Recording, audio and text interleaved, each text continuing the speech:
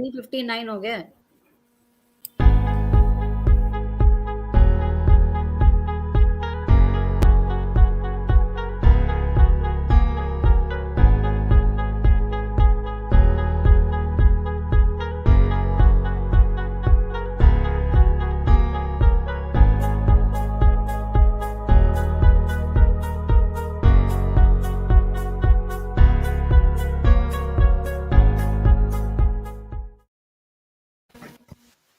अपने ख़्यालों में खोकर अपनी एक दुनिया बनाते हैं।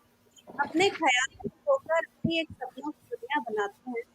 छोड़ बचपन का बचपना, जवानी की पहली सीढ़ी पर आते हैं। यही अवस्था है जिसमें हम चिंता, फ़िक्र से मुक्त रहते हैं।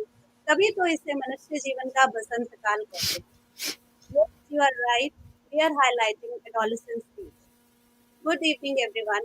I, Kirti, an educator and counselor, would be covering a spectrum of adolescence issues along with my co-panelists, Mrs. Mala, computer science PhD and AI global master trainer, Mrs. Deepika Basudhara, an educator and AI practitioner, and Mrs. Usman Ravi, a clinical psychologist working for the welfare of children. I welcome you all to our session. At adolescent age, students are full of energy and dreams. But due to COVID-19 pandemic, our dear students are fearful and depressed. They are concerned about their studies. They are concerned that they are confined to the four walls of the house. They see their future in dark. They are not able to adapt to the online system of teaching and they are not liking it at all. Leave alone students. Even our parents are not liking the online teaching and learning.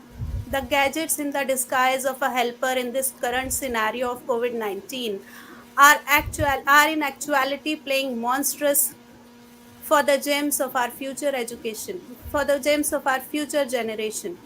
Students have become addictive to the gadgets, but not learning something new out of it. Rather, they are only passing time on social media sites.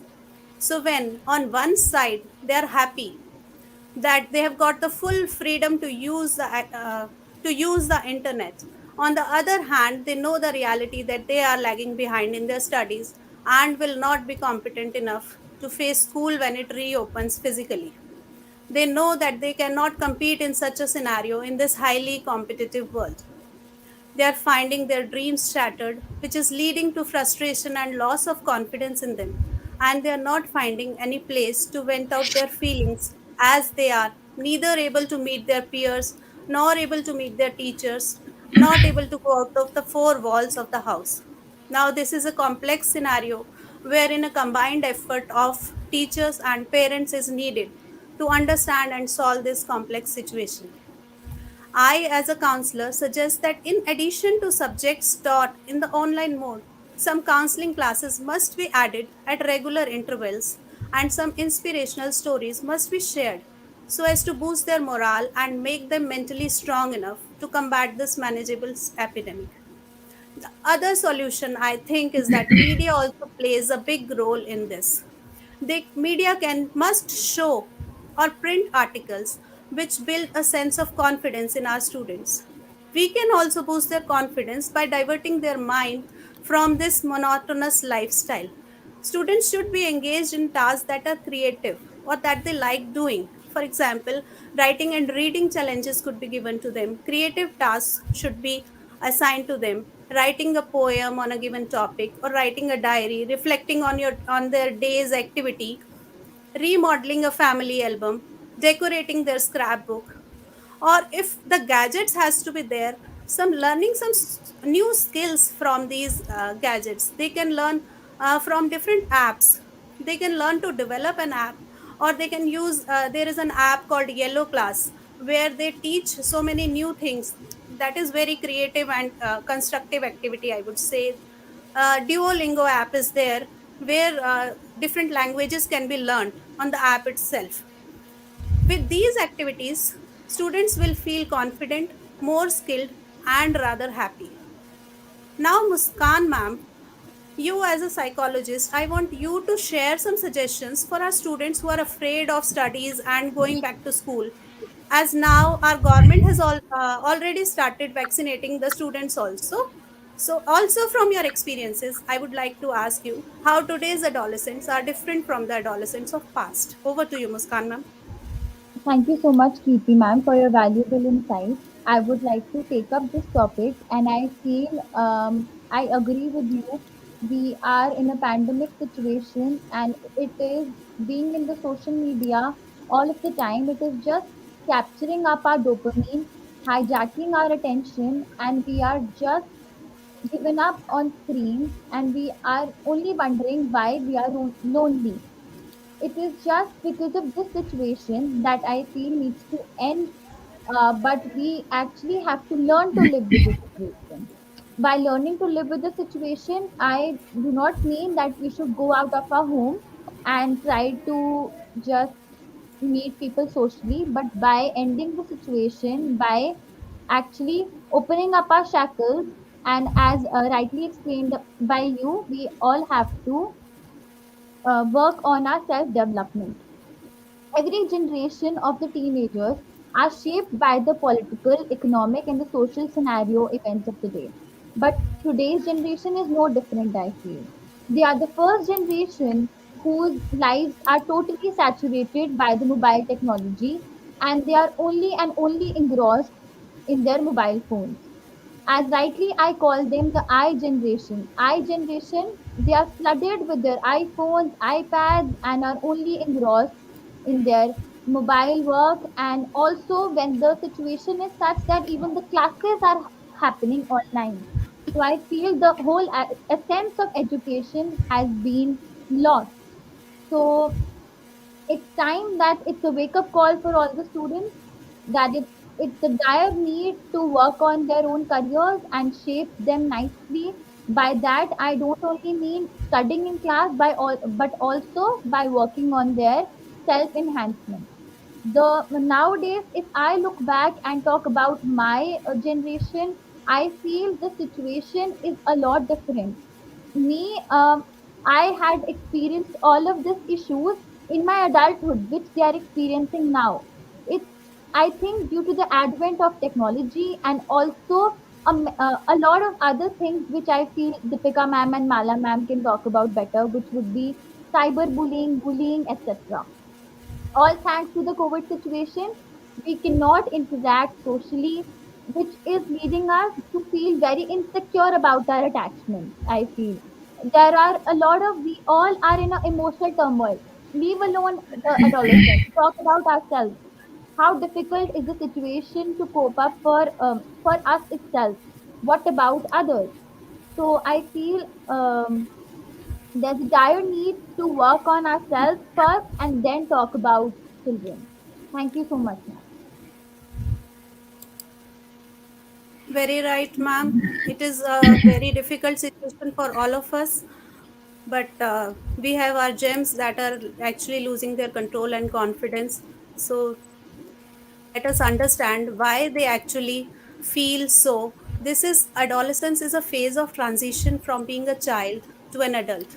They are full of energy and there is a need to vent it out. Just before adulthood, adolescents' behavior seems to be confusing to parents. Now let us understand what makes them this way. Let us understand adolescent traits. Now allow me to show my PowerPoint presentation.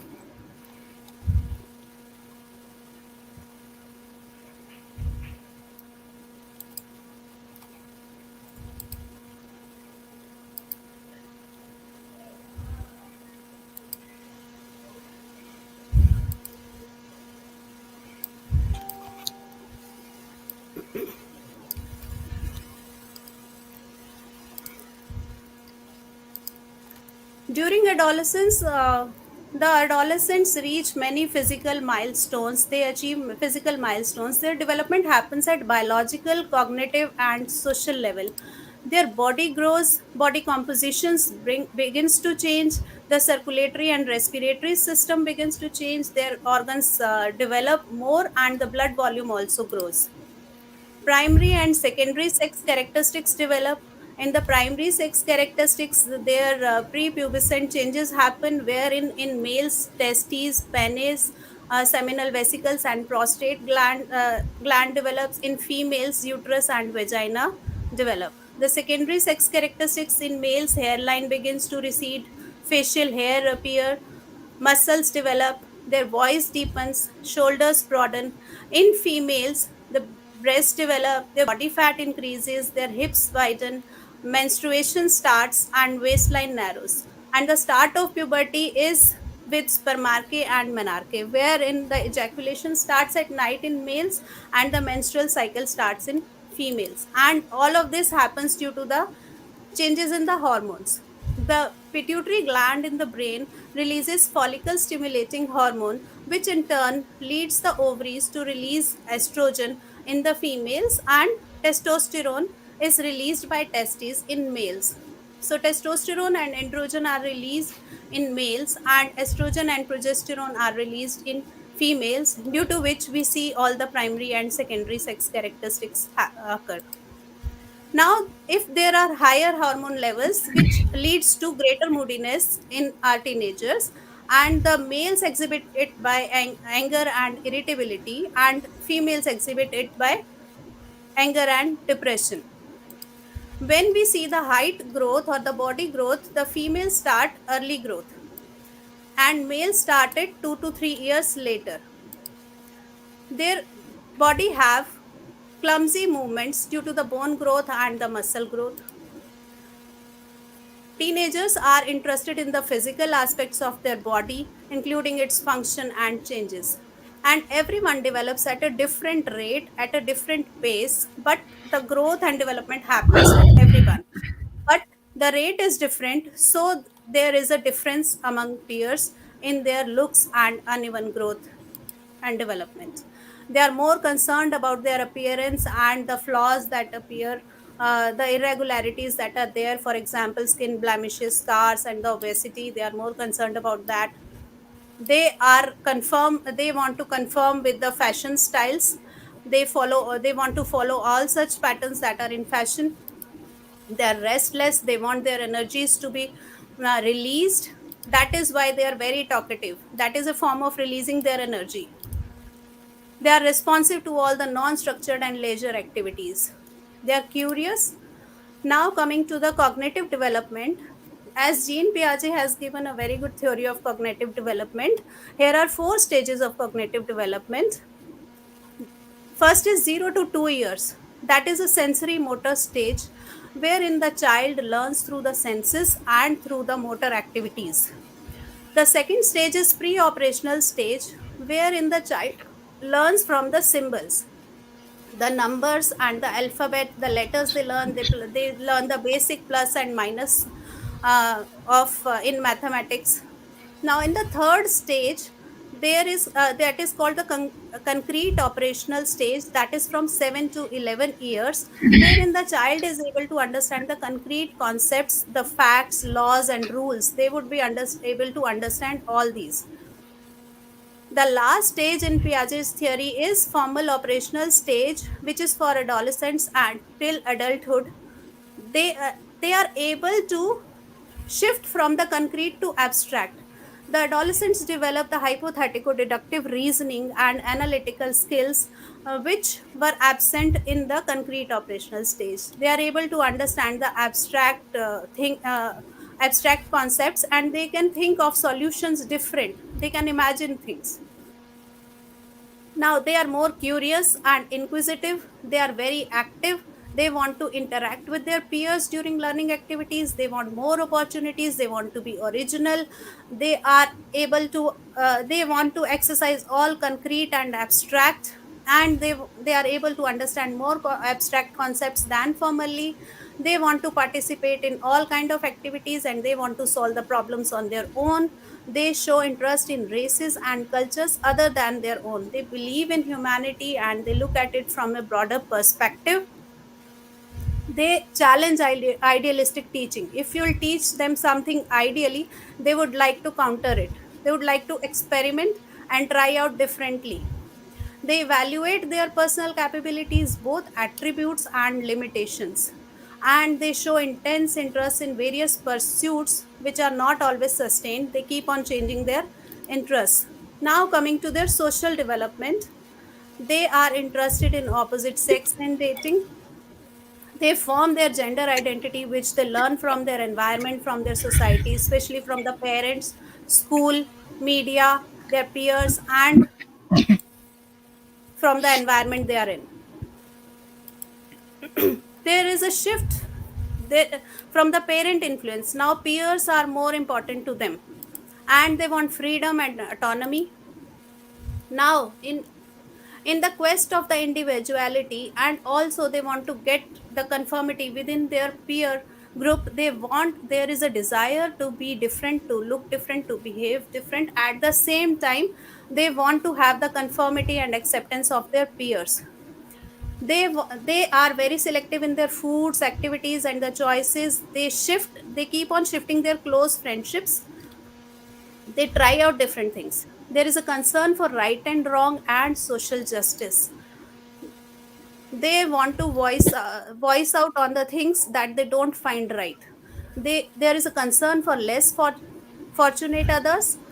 Also, they attempt to identify with adults other than parents. They make role models. For example, they would be identifying themselves with the celebrities, or uh, with some other person they are highly influenced with. Maybe it's a coach, or maybe it's a teacher. So they try to identify themselves with some other person that is other than their parents. Now, with all the changes happening in their bodies and in their mind, they become highly impulsive with the words and action. They are highly impatient. They have ambivalent desires. They want freedom. At the same time, they feel insecure of trying out things. Then they want to become independent. At the same time, they want direction and the guidance. They have a desire to evaluate things on their own. They show different behaviors at different times. Sometimes they are quiet, other times they may be loud. They're shy or boisterous, they may be fearful, and at the other time they may be confident. They may be anxious, or sometimes they may be assured. Also, they want attention, and they want to recognition for their efforts.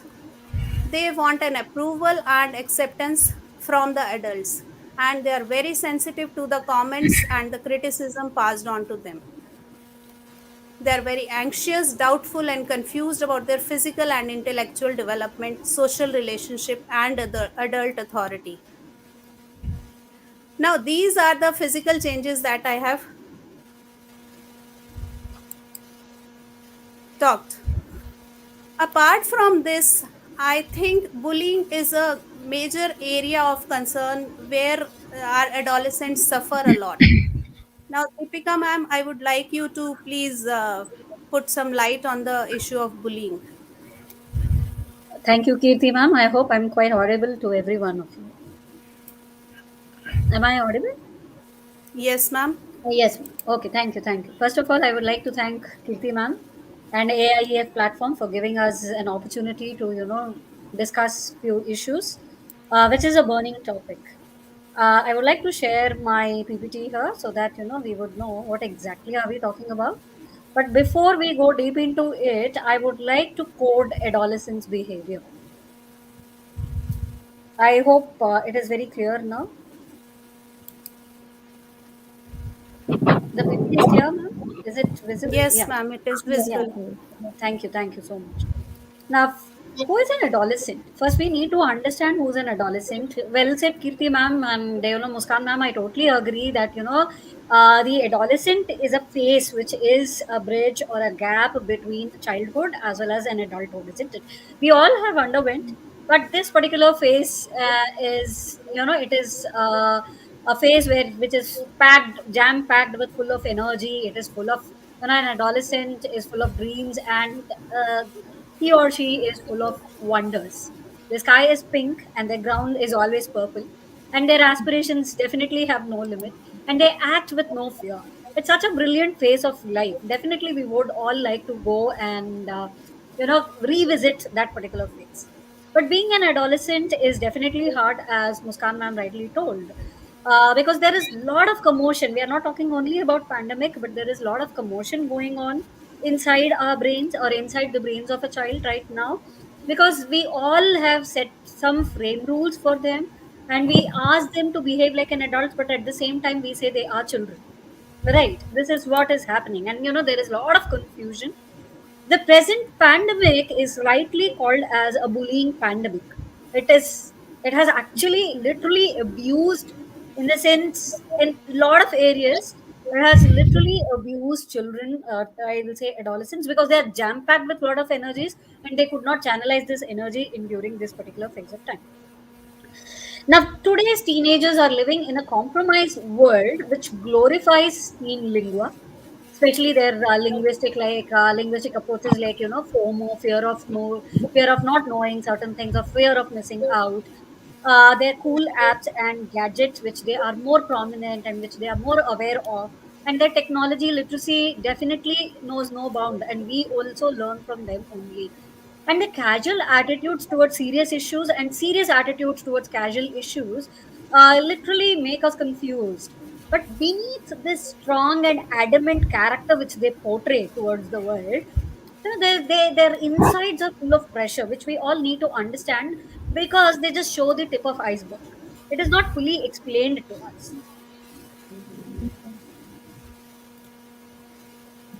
Just a moment. Now, a teenager is full of lot of activities which we always put on them. As a parent, as an educator, I can say they should be having extracurricular activities. They are supposed to work on so many aspects with regard to their schools or colleges, academics, health, extracurricular activity. Social skills are very very important, which we all harp on them, and sports being one of the major issue. But do you think pandemic has created all these opportunities for them? Sorry, no. I just want to show you few things. The adolescents which underwent the challenges. Okay, these are the challenges category. I would like to show you. Yeah, these are the challenge categories. And academics and work habits being the one for adolescents, their mental health, physical health, and their approach towards friends and family, and their routine has totally disturbed, and this had led to lot of loss between social connections and communities, and the future is in jeopardy. There is no connect with social economic conditions, and they are not exposed towards important social events which they learn based on their experiences, and all this due to the pandemic. Now, let us understand that 9 out of 10 students are literally affected by the school closures. School is an important phase. I think all of us agree when it is a replica of world where the uh, child is showcased with different experiences which the real world will showcase, and this has affected them totally. Now, effects of pandemic on teen mental health has been provided here. Now, teen girls are more prone to this mental health effects, wherein it is less when it compared to boys. Uh, Now, as per WHO organization, the problem and the children and adolescents, their vulnerability when it comes to mental health condition towards during Corona COVID-19 pandemic was due to home confinement, parents in isolation, because parents who were suffering from pandemic, or the parents who were working hard to meet the ends, were not truly available to talk to teens or talk to children. There is a lot of learning gap which is again stressing children. We all know that the physical school has come to closure, and we are doing either online classes or there is a blended platform, but still it is not coming up to the mark. Now, apart from all these things, what is the most harping issue that the children of today, or the adolescents or the teens today face? It is child abuse. It is domestic violence and teenage promiscuity and altered routine, which has completely damaged their internal health. I just also want to showcase. Sorry for the glitch here. I mean, there is a power cut coming and going. I hope you will all excuse me.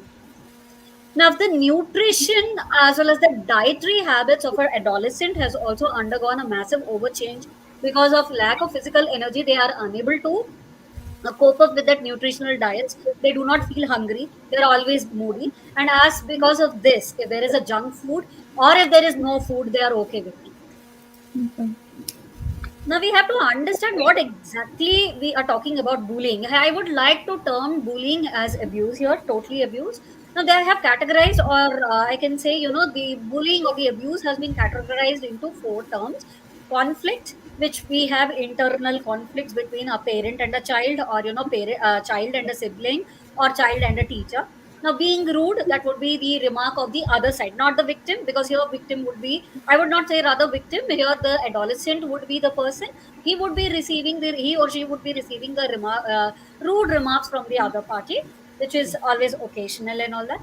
But sometimes we all tend to be mean because of our own situations, our own social and economical conditions. But what is abuse, or what is bullying actually? It is repeated, it is planned, and it is done on purpose. The target of bullying is to upset the other person, upset the party whom we are providing this particular aspect. It is that, as a bully, I'm trying to gain control over my target, and the bully blames the target, and they we are, and it is ensured that they are made guilty for whatever they are undergoing, and the target wants to stop the bully's behavior, and it cannot be resolved through mediation. There is a lot of things, a lot of work which we are undergoing. Now, coming to this particular situation, I would like to say, as per National Bullying Prevention Center, there are two types of bullying, which is direct and indirect bullying. Direct bullying is nothing, I would like to say. We can easily identify the bully over here and the bullied also. But when it comes to indirect bullying, it is involved anonymously, which I think Mala ma'am would share within few minutes of my presentation. Behavior is covert, subtle, and it is not immediately recognized also as bullying, because the bully here is a very close friend, or a relative, or a parent, or a teacher itself. The target may not be aware of the actions which he is undergoing at that particular time, or the emotions which he is forced to face. And the person who is doing all this kind of abuse is totally socially sophisticated, calculative, and manipulative. Now, the children who undergo these kind of bullying, okay, we are talking about bullying as in such, which has totally created a jeopardy in adolescent mental health, is bullying which is happening during the pandemic time. Now, many people can say, how can we have verbal or physical abuse which is happening? Trust me, when the lockdowns were lifted, and there was little slight moment of children here and there. I am talking about communities where we have a lot of children. This physical abuse and verbal bullying, which you can see the pictures right now, has been in rise. Now, why physical bullying? Sorry, why physical bullying? Physical bullying, you can see, is harming or hurting a child where in a group. All the other people support the bully, and the victim is bullied here physically. Coming to the verbal bully, we call it as naming the child based on their color, race, etc. We can also use it to demean the child's the morale here. Now we have social bullying, or social alienation or relational alienation. This happened majorly during pandemic. Social alienation is not having friends, or in a group you are being alienated. When it is coming to relationships, you have two to three what we can say, best friends, or as the Gen Z today calls as BFFs. Now they are totally being left alone, and the other party forms a group. This actually has hampered the morale of many children, and they have become very introvert. Now, the other kinds of abuses which we also undergo, as in physical classroom setup, or in schools, or in open communities, it would be sexual bullying, as well as we can say prejudicial bullying. Now, sexual bullying, we are all aware of. We are calling in school terminologies. It could be naming a child based on their sex, gender, and the sexual actions which the other party tries to pose on the victim. And prejudicial bullying, if you can see the last slide, we are talking about, I mean, sorry, the down picture, if you can all see. So this particular picture, we are talking about the abuse, or the naming of the child based on their religion and religious preferences. It could be, if you can see in this picture, the attire which the child is wearing has been a matter of many uh, whisperings or namings and name callings, etc., which has Excuse me, Deepika. definitely, Uh, sorry, which slide you are saying? Yes, ma'am, yes. this one. Can you see The this women. picture? The, Yeah, uh, the girl child here. yes. The Right. girl child here. This picture, the second. This one. So yeah, the girl child here. name calling and all that, which definitely makes them, sidestep from social sidestep and call for social alienation. And this is not a good step, actually. Now, the possible signs of a bully is a person or is a child who actually tries to provide violence in many forms, which I have already showcased to you. And what are the signs to understand that this particular child is a bully? It is he or she is always into physical or verbal fights. There is a lot of aggressiveness, you can see. He is always made friends with a bully or the other bully. Then he or she is always called for counseling sessions. There is frequent detention when it comes to physical setup or frequent punishments he is undergoing based on the parental styles. Then unexplained extra money he is getting. There is new belonging always, because bully tends to snatch the other person's goods or their this thing. They always tend to blame others. They take no responsibility on their actions. They are very competitive, and at the same time they feel that their reputation, or it is a popularity concern. Now there is very disturbing there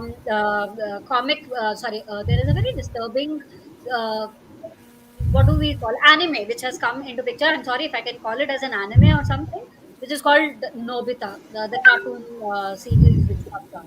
Okay, in that Jian is always a bully, and many children at that particular time when they saw this, they were actually fans fantasized by this particular character, and they tend to adopt the behavior who is very very physical, very aggressive in nature, and that falls out for the popularity. This now, what are the reasons that the children are undergoing bully or abuse at school level or between their peers? First and foremost thing we need to understand is the child is talented, and the other party who is actually abusing or who is calling a name, that child is jealous because they are talented.